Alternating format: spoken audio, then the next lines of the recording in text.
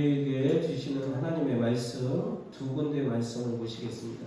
먼저 예레미야 20장 7절에서 18절 말씀과 마태복음 5장 10절 말씀인데 마태복음 말씀을 조금 이따 찾아보겠습니다. 먼저 예레미야 20장 7절에서 18절 말씀, 구약성경 1082페이지죠.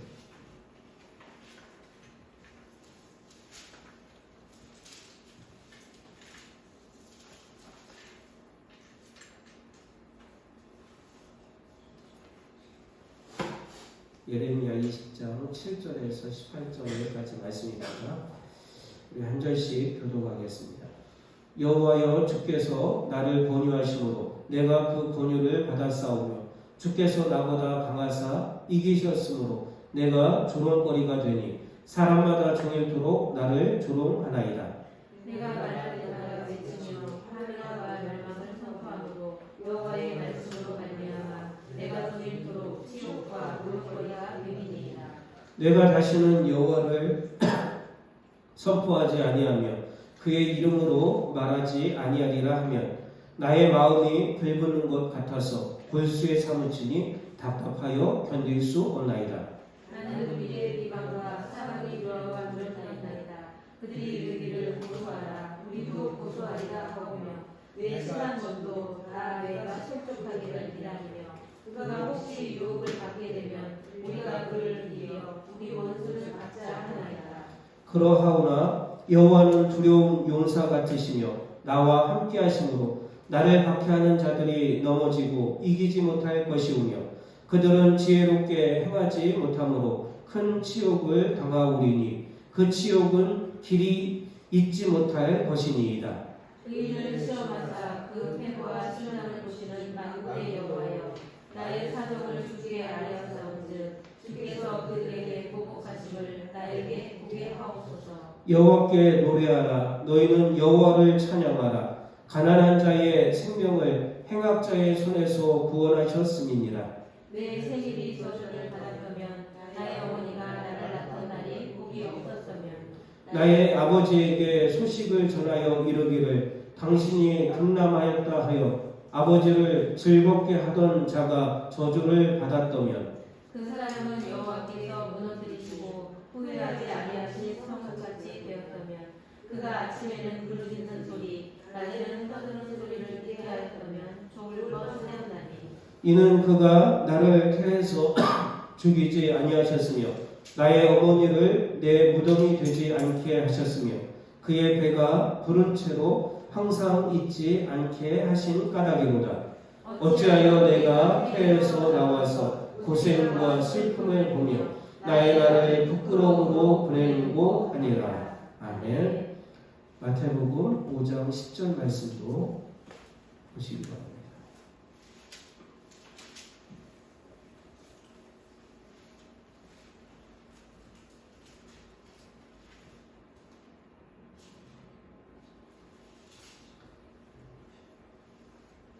마태복음 5장 10절 같이 봉독합니다. 의를 위하여 박해를 받는 자는 복이 있나니 천국이 그들의 것이니라. 아멘. 할렐루야. 네. 아멘. 한 주도 주님의 은혜 중에 잘 지내셨습니까? 어떻게 돌아서면 일주일이 이렇게 빨리 지나고 주일인지 모르겠습니다. 4월은 어떻게 지내셨습니까? 오늘이 4월의 마지막 날인데 4월도 쏜 화살처럼 휙 지나가지 않았는가 이런 생각을 갖습니다. 4월도 에베네세 여기까지 인도해 주신 하나님께 감사를 하시고 5월을 허락하실 하나님께 선하게 인도해 주시라고 5월 새로운 달을 맞이할 때 기쁨으로 새로운 달을 맞이할 수 있게 해달라고 간구할 수 있는 여러분들이시기를 바랍니다. 오늘 설교의 제목은 조금 전에 읽었지만 마태복음 5장 10절의 첫 구절을 토대로 제가 오늘 설교 제목을 선정하게 되었습니다. 다시 마태복음 5장 10절 말씀을 제가 봉독합니다. 의를 위하여 박해를 받은 자는 복이 있나니 천국이 그들의 것입니다. 여기에서 의라고 하는 말은 본문에서는 구원에 이르게 하는 하나님의 의라고 하는 성격에 강합니다. 그러나 궁극적으로는 예수 그리스도 자신을 의미한다라고 볼 수 있습니다. 그렇다면 마태복음 5장 10절의 의미는 그리스도를 위하여 순환받는 자는 복이 있다라고 그렇게 해석할 수 있습니다. 이어서 박해를 받는다라는 표현이 나오는데 박해라는 이 단어는 쫓아가다, 힘쓰다, 핍박하다 등으로 번역이 되어집니다. 뜻은 집요하게 쫓아오며 괴롭히는 것을 말합니다. 예수님 당시 유대인 성도들은 그리스도를 믿는다라고 하는 그 이유만으로 많은 고난에 직면하게 되었습니다. 그리고 예수님이 승천하시고 믿음의 공동체인 교회들이 생기면서 이들은 신앙의 결속력을 다지게 되었습니다. 이들은 서로가 극심한 박해 가운데 하나님 나라에 대한 소망을 잃지 말자고 예수님께서 승천하시기 전에 가르치셨던 그 말씀들을 우리가 잘 지켜 행하자고 서로의 신앙들을 격려하면서 신앙을 돈독히 했던 그런 신앙 공동체이었습니다.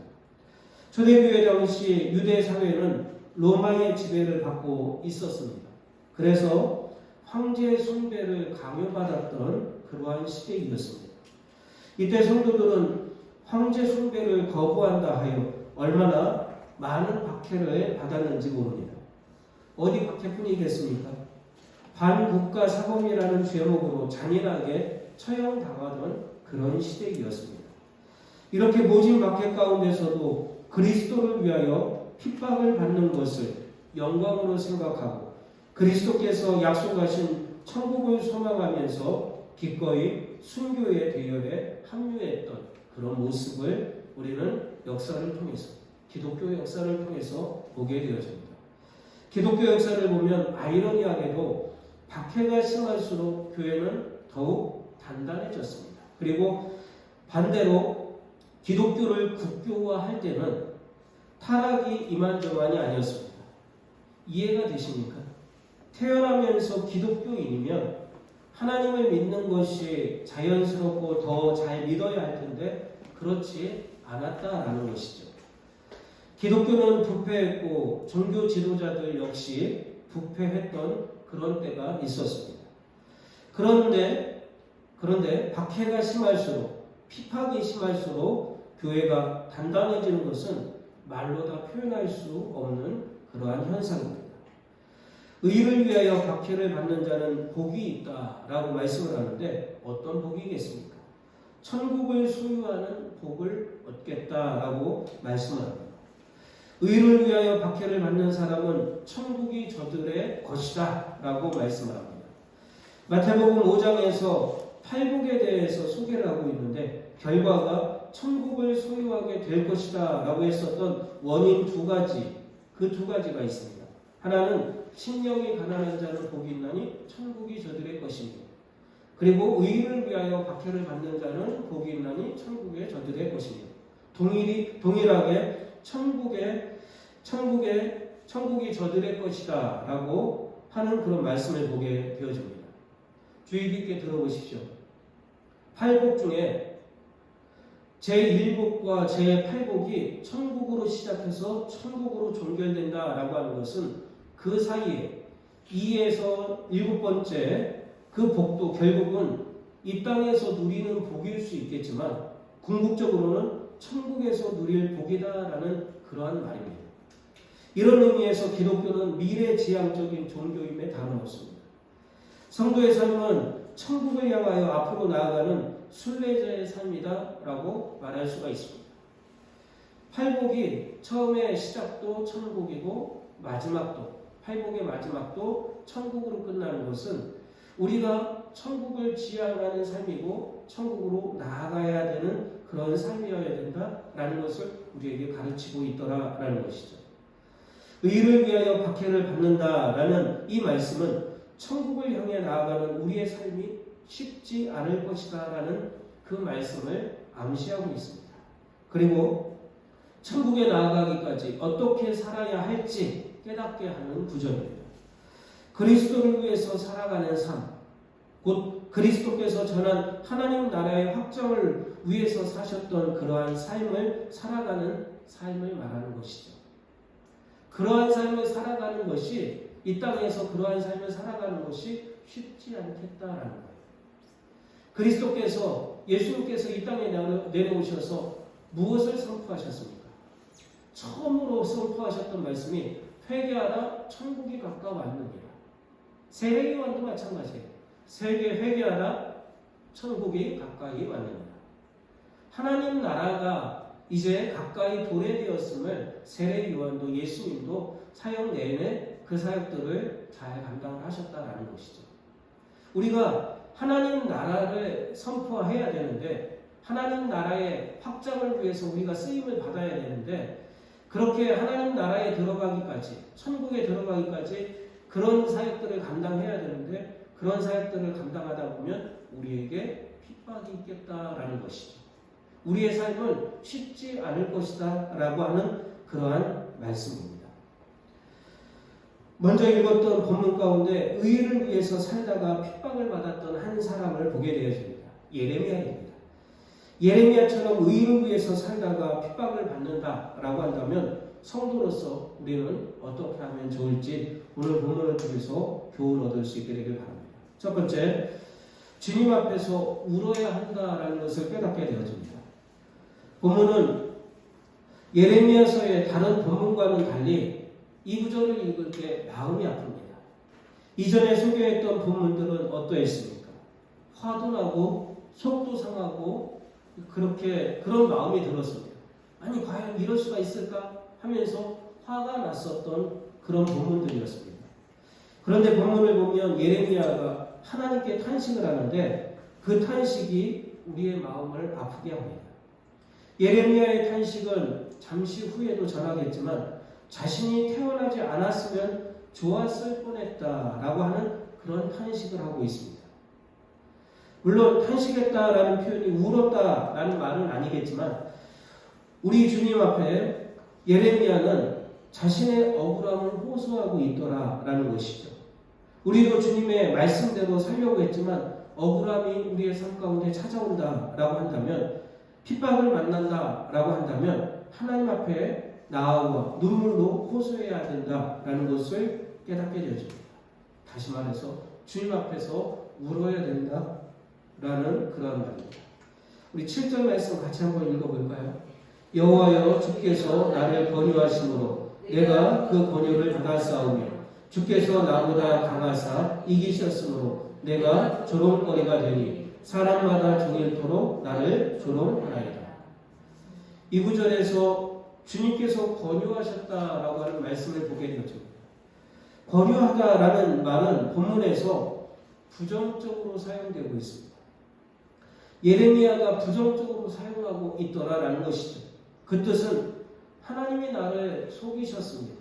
하나님이 나를 유혹하셨습니다 라는 뜻입니다. 정말로 하나님께서 예레미야를 속이셨던 것일까요? 하나님께서 예레미야를 유혹하셨던 것일까요? 그렇지 않습니다. 적어도 예레미야가 느끼기에는 그렇다라는 것이죠. 이런 말입니다. 하나님께서 자신을 선지자로 세우시고 유다와 예루살렘의 파멸과 멸망을 외치게 하셨기 때문에 자신이 치욕을 당하고 모욕을 당한다라고 하는 하소연이었습니다. 하나님께서 이해를 시키지 않으셨다고 한다면, 하나님께서 나를 선지자로 세우시지 않으셨다고 한다면, 하나님께서 나에게 유다와 예루살렘의 멸망을 외치라고 말씀하시지 않으셨다고 한다면 나는 이 치욕을, 나는 이 모욕을, 나는 이 굴욕을 당하지 않아도 됐었을 것인데 하나님이 나를 권유하셨다. 이 말은 하나님이 나를 속이셨다라는 그런 표현입니다.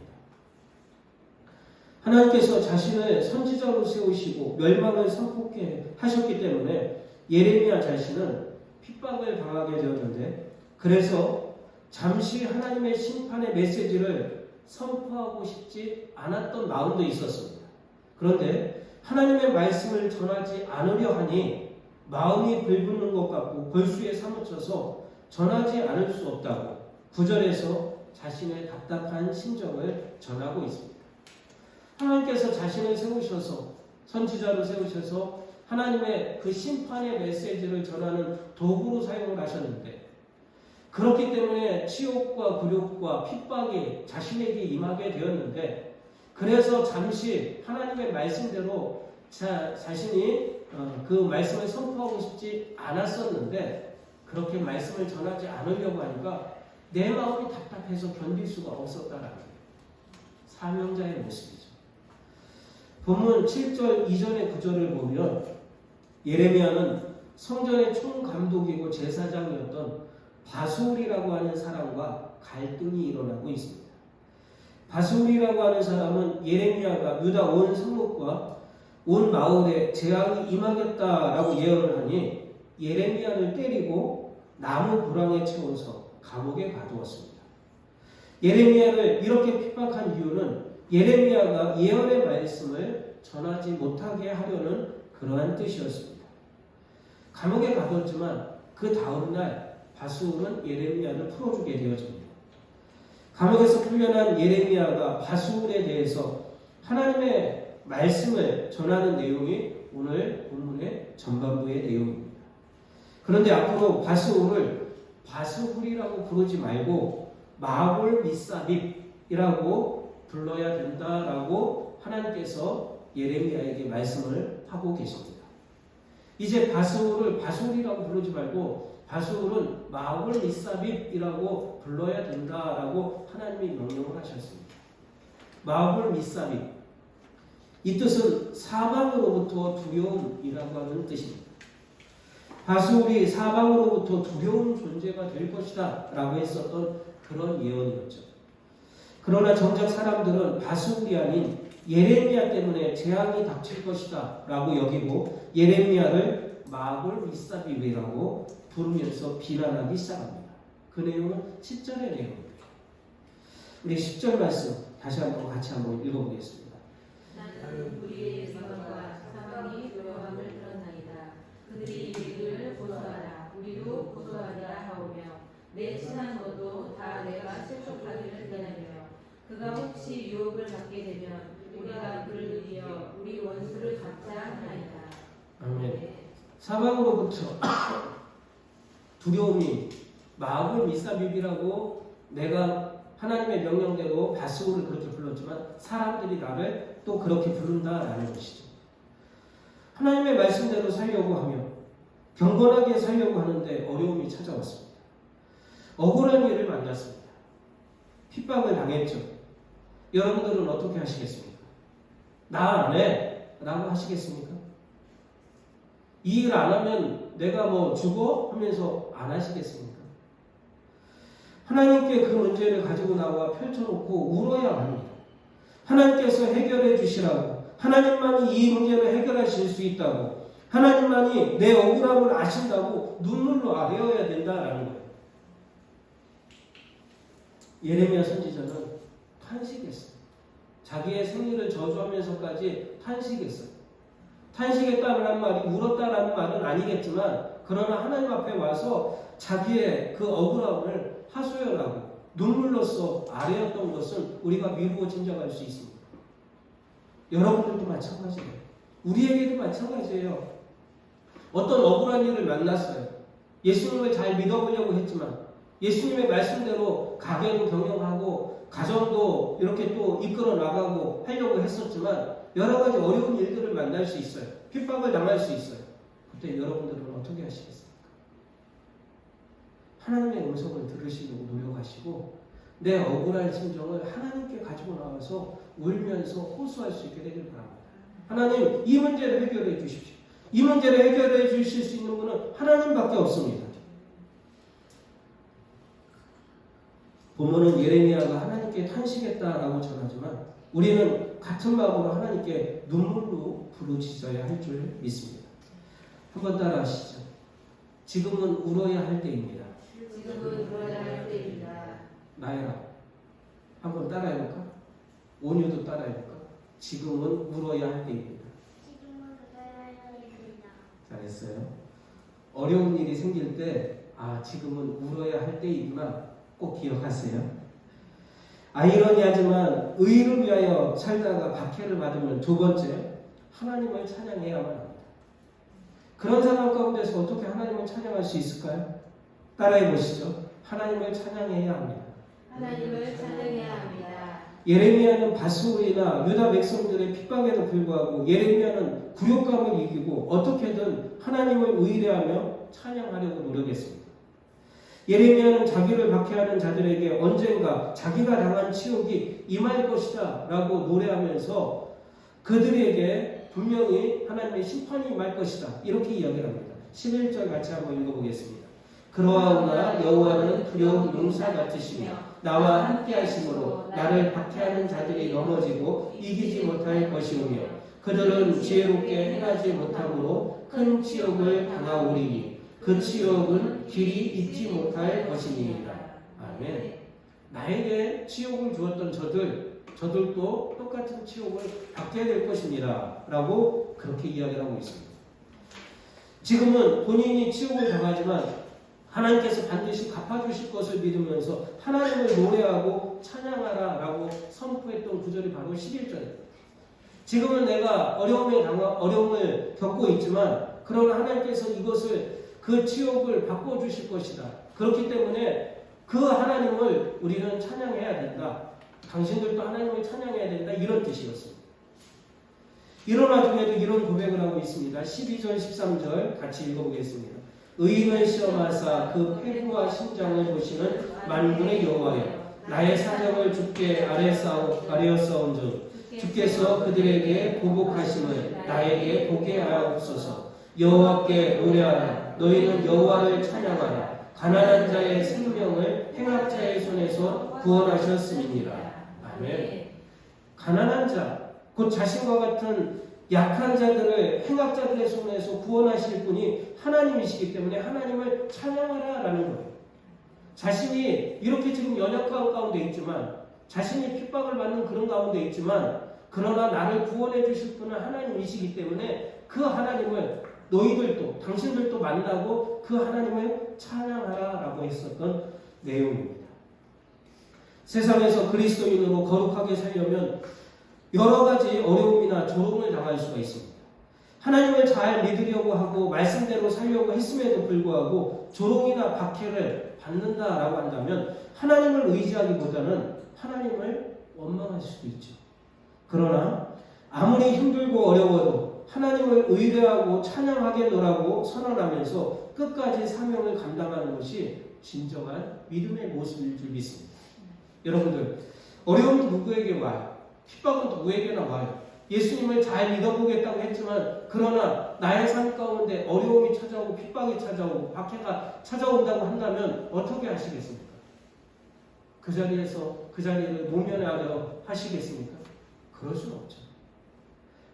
하나님 앞에 나의 원한을 호소하시고 그리고 끝까지 하나님을 의뢰하면서 하나님의 그 신실하심을 내가 믿고 가겠다고 그리고 하나님을 찬양하면서 가겠다고 하는 삶을 살아갈 때 하나님께서 우리에게 또 앞길을 환하게 열어주시는 그런 복을 주실 줄 믿습니다. 그렇기 때문에 의를 위해서 박해를 받으면 성도는 세 번째, 믿음을 허락해 주시라고 간구해야만 합니다. 하나님께서 전하라고 하셨던 명령대로 하나님의 말씀을 선포했을 뿐인데 돌아오는 것은 조롱과 핍박과 환난뿐이었습니다. 아무리 경건한 사람도 이해할 수 없는 고통을 지속적으로 만난다라고 한다면 탈선할 수 있다고 봅니다. 예레미야를 보니 자신의 태어난 날 그때 죽었더라면 좋았겠다라고 탄식하는 모습을 봅니다. 자신이 태어난 소식을 전했던 신부는꾼을 저주하고 있습니다. 자신이 태어났다, 남자아이가 태어났다라고 했었던 이 소식을 전했던 그 신부는꾼, 그 사람이 저주를 받았으면 하는 그런 말도 하고 있습니다. 얼마나 괴로웠을까. 자신의 의지로 선지자가 된 것도 아니었고 더욱 자신이 선포해야 될 말씀은 유다의 멸망과 심판이었는데 누가 듣기 좋아라 했겠습니까? 자신의 생일까지 저주까지는 아니지만 태어나지 않았으면 좋았을 것이다 라고 말하는 모습이 흡사 욥과 비슷하지 않습니까? 욥기 3장을 보면 이해할 수 없는 고통으로 몸부림을 치던 욥은 자신의 생일을 저주하는 모습도 우리는 잘 알고 있습니다. 18절 말씀 같이 한번 읽어보시죠. 어찌하여 내가 태에서 나와서 고생과 슬픔을 보며 나의 나라의 부끄러움으로 보내는고 하니라. 예레미야가 뭐라고 했다고요? 자신의 생애가 고생과 슬픔의 연속이었다.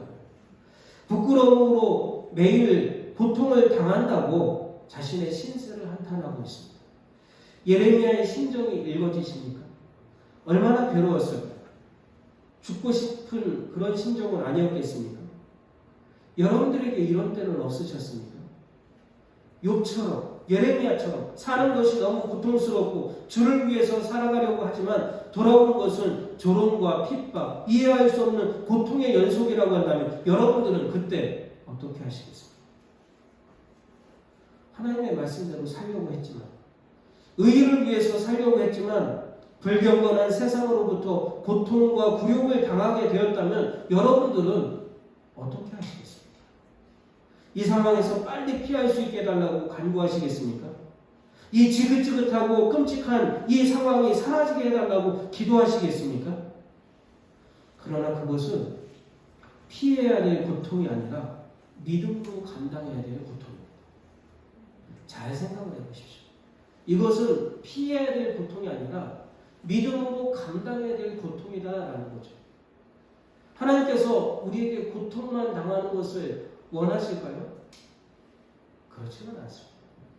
때로는 고통의 시간을 우리에게 주고 환난의 시간을 우리에게 겪게 하시는 그 이유는 뭘까요? 그 이면에 이 고통으로, 이 환난으로, 그리고 이 핍박으로 더 단단해진, 더 건강해진 성도의 삶을 살게 하고자 하는 하나님의 뜻이겠습니다. 그래서 말입니다. 현실적인 고통이 찾아왔을 때 그것을 피하게 해달라는 기도보다는 믿음을 주셔서 그것을 이기게 해달라는 기도가 진정한 기도이고 진정한 성도의 모습이라고 믿어집니다. 예레미야는 선지자로서 고락을 찬 것에 굴욕을 느꼈을 것입니다. 예수님은 십자가에 매달리셨을 때 잠시 하나님과 단절을 느끼셨을 것입니다. 엘리, 엘리, 라마 사박다니. 나의 하나님, 어찌하여 나를 버리셨습니까? 버림을 받아서가 아니라 너무 처절한 절규에도 하나님께서 침묵하시는 것 같아서 단절감을 잠시 느끼셨을 것입니다. 주님은 단절감을 이기시고 온갖 수모와 굴욕을 이기시고 부활의 영광을 받게 되셨습니다. 우리가 주님을 따르다 보면 주님이 겪으신 것과 비교할 수는 없지만 고통을 겪을 수 있습니다. 그 고통을 피하지 않고 믿음으로 이김으로써 우리는 세상에서 하나님 나라를 세워가는 그런 삶을 살아갈 수 있습니다. 이 사명을 기쁨으로 감당하는 여러분들 될 수 있게 되기를 축복합니다. 오늘 세 가지 말씀을 드렸어요. 주를 위해서 살려고 했지만 핍박을 받을 때 하나님 앞에 나와 눈물로 아뢰어야 된다. 주를 위해서 내가 살아가려고 노력을 했지만 그런 가운데 고통이 찾아올 때 하나님을 찬양하면서 살아야 된다. 주를 위해서 살려고 노력을 했지만 그렇게 힘썼지만 나의 고난이 찾아온다면 그 고난을 이길 힘을 달라고 믿음을 달라고 기도하게 해달라라고 하는 세 가지 말씀을 여러분들에게 전해드렸습니다. 이 말씀 잘 기억할 수 있게 되길 바랍니다. 함께 같이 기도하겠습니다. 우리 이 시간 통성으로 같이